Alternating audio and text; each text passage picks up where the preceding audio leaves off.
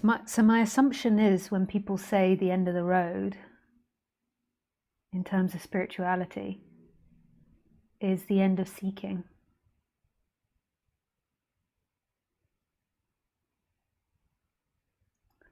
So there's no place left to go. So often when they talk about the end of the road with non-duality, there is nowhere left for you to get to. Although that's not how the person feels often with non-duality. They feel like there is loads of places left to get to. And they like to imagine lots of things. But when it's really seen that this is what you are, that this moment is what you are, that this is everything you've ever wanted,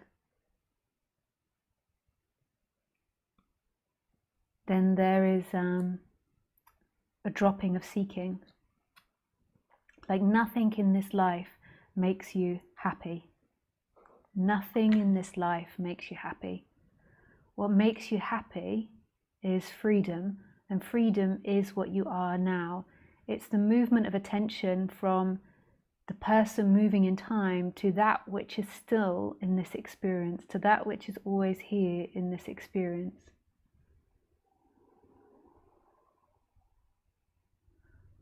It's not a doing as such.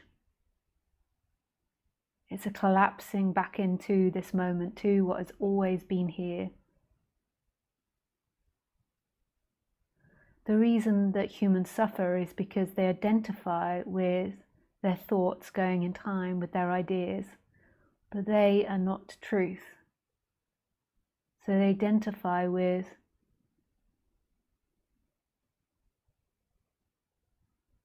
I need a better house. I need a bigger apartment. I need more books. I need more money. I need to be safe. I need not for bad things to happen. That's a weird way to say it. I need to not experience bad things. I need to not be in trouble. I need to not get ill. So there is this identification with the time, and then the belief that time is going to give you what you want, whereas time's never going to get you what you want. Even the idea that if you clear your emotions, if you clear your chakras, that you will arrive at what you want, that's also not true. When the chakras are really dense, and when there's lots of lots of pain in the body because there's lots of it's very dense, often there can't be a hearing of this because there's so much of a focus on the pain. It's like if somebody was like hammering my arm now, and I didn't know non-duality, and then they're telling you like this moment is perfect, you're like fuck, so you're so focused on the pain in the arm. And that's the same with the chakras. The reason that the chakras become unbalanced is the combination between your thoughts and your habits and your conditioning. So it's the way in which you think about yourself. And separation makes you think about yourself in weird ways. But a lot of people are continuously throughout the day having negative thoughts, which make the chakras go into the negative, like that person doesn't like me, or I'm not good enough, they're better than me, or I've done something wrong, people are going to be angry with me, or I'm afraid, the apartment's messy. So they're not focusing on the positive thoughts which make the chakra grow, like the apartment is amazing, I love this world, I live in an amazing place, the trees are great, the sunflowers are beautiful. They're focusing on the negative because it's not natural for the mind, but it's kind of like the evolution of the mind, and then the conditioning of humanity. And then also when you separate, there always feels like there's something wrong. So when separation happens, you kind of feel like you're missing something, and then as you grow through time, you have more and more focus on the negative, and then the chakras contract more and more. So if you're having thoughts like I'm not good enough, they're not more than likely your heart chakra will be contracting. Or nobody likes me, your heart chakra will be contracting. Or that person is going to hurt me, then your sacral chakra will be contracting. This life is scary, then your base chakra will be closing. Life is totally chaotic, everything's chaotic. The sacral chakra, nobody hears me. The throat chakra, an issue with like empathy or creative thinking, like too much thinking or too little thinking, can create contraction around the head, and then not connection to something else can create contraction up here. And that's not the same as non-duality. So often in teachings they teach that if you align all the chakras, then you will become enlightened. I can see that happening in a way, because you align all the chakras and then the pain disappears, and then maybe you become really present, but that doesn't always have to be the way. Like I can see how that teaching came about, but that's not the way of jnana yoga, what I teach, like wisdom yoga. So, but it doesn't have to be that way. Like I've met people with very open chakras, but they really don't have this knowing of who they are. So, or they don't have that shift. So they're very balanced in the human world, but they don't have that shift to something greater. So what's being talked about here is, it's like perception shifts around from being focused in on the person to expanding into what is. So it's like the consciousness, which is watching everything, stops being behind and kind of like identified with the person, sort of behind here and then like sucked into the person, so there's no separation. First of all, it sometimes moves backwards, but then it kind of like moves forward into everything. And this is an energetic awakening, and it's the end of seeking. It's deeply relaxing when that is seen. It's not, I still have old seeking patterns come up. So if something, triggers me in my daily life, like my character can do old seeking patterns, but the shift really is like the end of seeking. Like there's not a belief in these seeking patterns, they're just habits. And that, to me, at first I didn't really understand it, and at first they were very faint because it was so big at first that I didn't really perceive these old seeking patterns. But then through time there's been a realization that this integrates more and more into the human body through time. So like when there was first the shift, like over 10 years ago now, there was like amazingly like unconscious stuff, like I never would have thought this, like happening in Lisa that wasn't perceived. I think you will always have unconscious stuff, because it might be impossible to ever be fully conscious. So that integrates and becomes more and more expanded. And what I mean by unconscious stuff is like ways of being or habits that aren't fully in line with everything being oneness. So they're not fully being expanded. And my experience is through time, life brings up these dynamics through experiences, and allows that energy to expand them. So the human becomes more in line with that. But it might be like an endless process, because like human society and human beings have got so much they could possibly evolve to. So I don't know if there's ever an end point to that. When you look at the nature of life, there's never an end point to anything.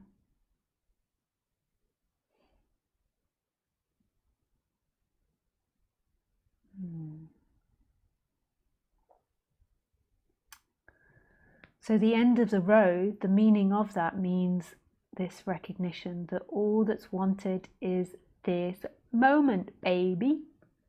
This moment.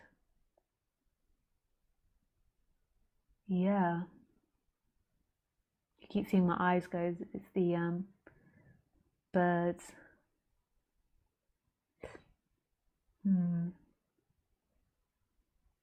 It's nice sitting. I don't normally sit this way, but it's nice sitting this way because you get to see the sky, looking up at the sky, and some sunflowers.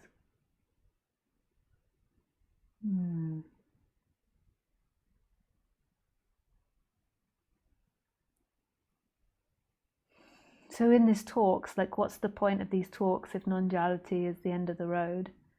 Like, in these talks, it's remembering that. And that, you could say, is the practice of this vocal, what people call satsang, is meeting in truth. It's like it's spoken from that place, it's spoken from presence, and there is a resonance that happens. Like a tuning, like two musical instruments coming in tune together. So it's recognized, like it's being spoken, and then there is a recognition of it. There's also like an intellectual recognition that can happen, and words that can help soothe and calm down the person as well. But that's not the most important part. The most important part is this resonance, where your whole body, you might realize this sometimes happen, your whole body like tingles as it's being spoken. Like, often when I hear non-duality being spoken, it's like love bombs being sent through the body. Bomb, bomb, bomb, bomb, bomb, bomb, bomb, bomb, bomb, bomb, bomb.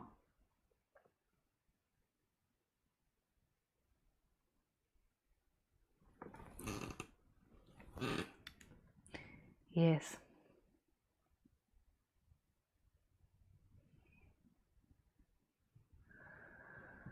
Yeah, so someone just put truth bombs, love bombs, truth bombs.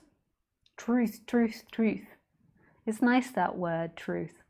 It can be very elusive though, because ultimately there is no truth. So the mind can like this idea of truth. Like finding truth, especially in a society at the moment that's like so overwhelmed with information. When I was younger, I remember saying to my dad, you know, the internet's going to liberate everybody, because the more that people get information, the more they'll free themselves. That was not true at all. Yeah. So the more information, it seems like the more polarized people become, and more like rigid in their beliefs they become. Funny, eh?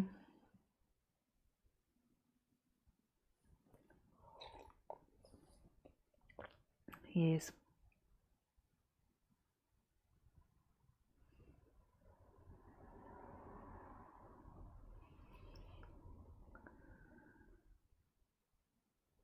So on the human level, there can be all types of dynamics going on in relationship to this message. Like, you can be interested in non-duality because there's a resonance with it, but there can also be because there's a superiority that comes with it. Like, sometimes when people are needing help in life, you know, they go to non-duality because it's like this idea of enlightenment. So it's like this grand idea. So rather than admitting they need help, like, in being more humble, there can be this grandiosity that comes with it. Like, so you get into this new subject, and then it's like, oh, I'm going to get enlightened now, and it becomes a new badge.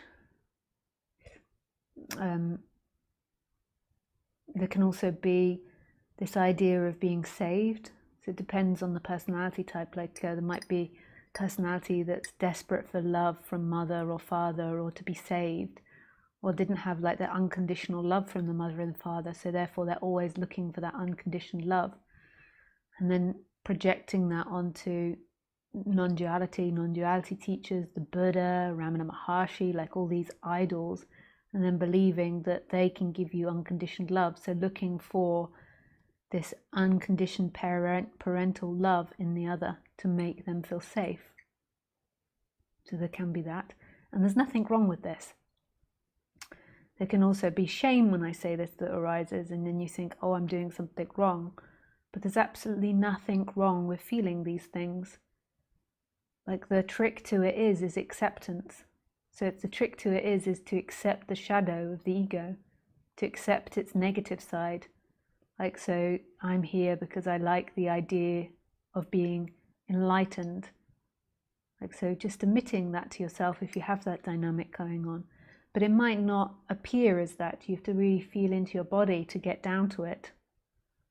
Like, so you're like, no, no. Like, I often point things out to people and their first response is no, no, no.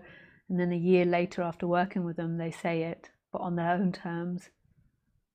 Like, it's very hard to admit to yourself because there's deep shame around the self. Like, I am a bad person. But it's not, pointing out these things isn't about making you a bad person. It's just seeing it so that you don't run from it. So it's like, I want to be better than everyone else. I want to be enlightened. Just feeling that and feeling that vulnerability in the body. I want to be better than other people. I want to know more than other people. Just feeling that. That's okay.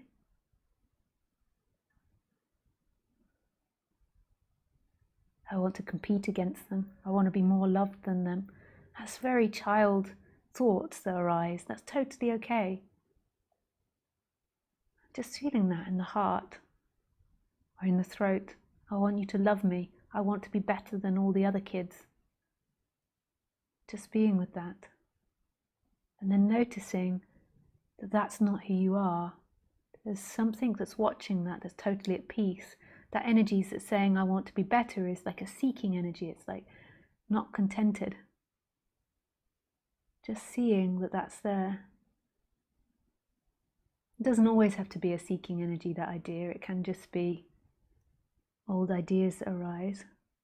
But just feeling it. We're very much conditioned to compete. And then there's this empty looking that happens. And this empty looking is unaffected by anything. These thoughts and feelings happen in that. And the empty looking is vast and spacious and free and totally contented.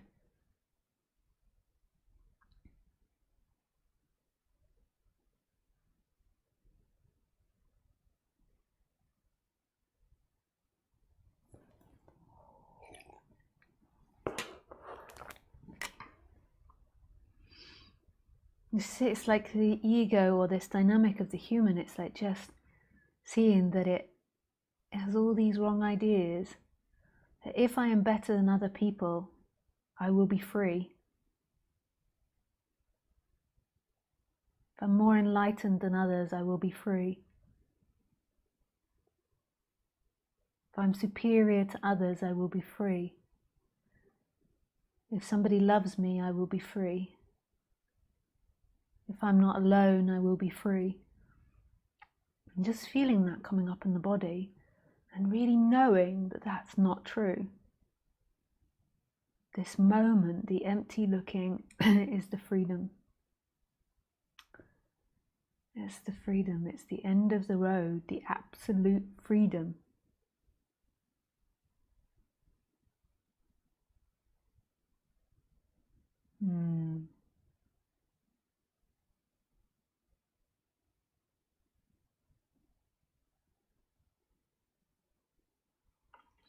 So beautiful.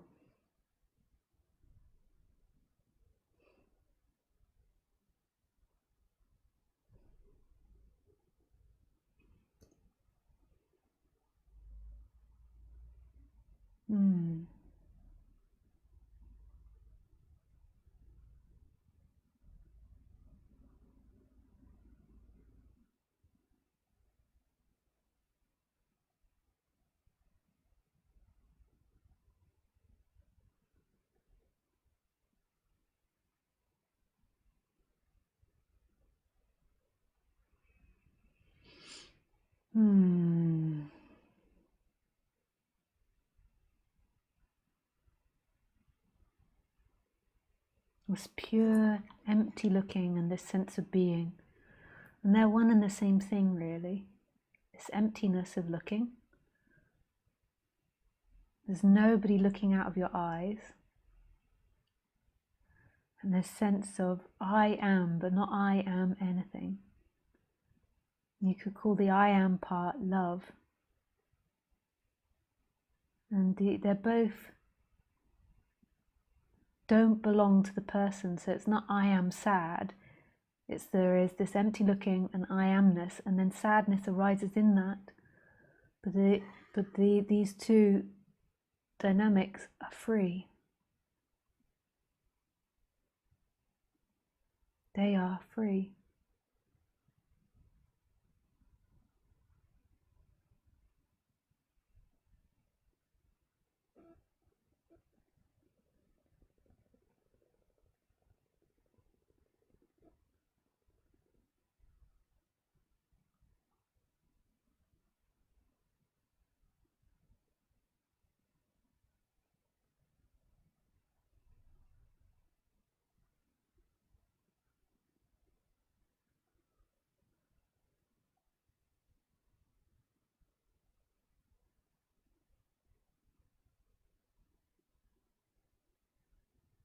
They are free.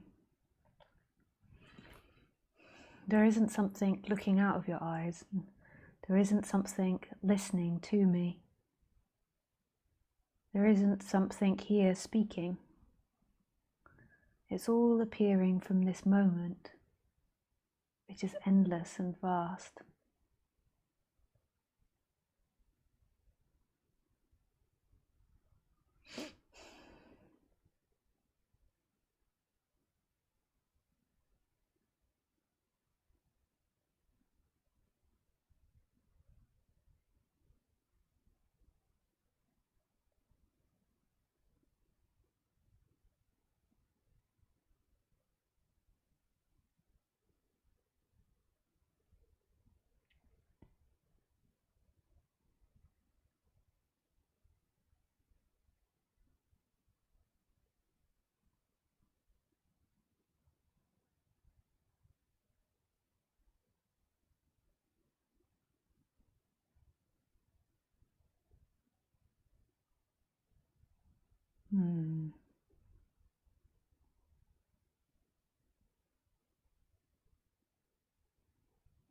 Okay, we go to questions now.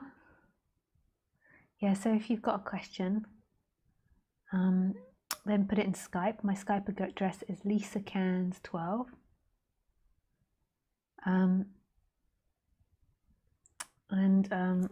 If you want to call me, please put call me with nothing else after it.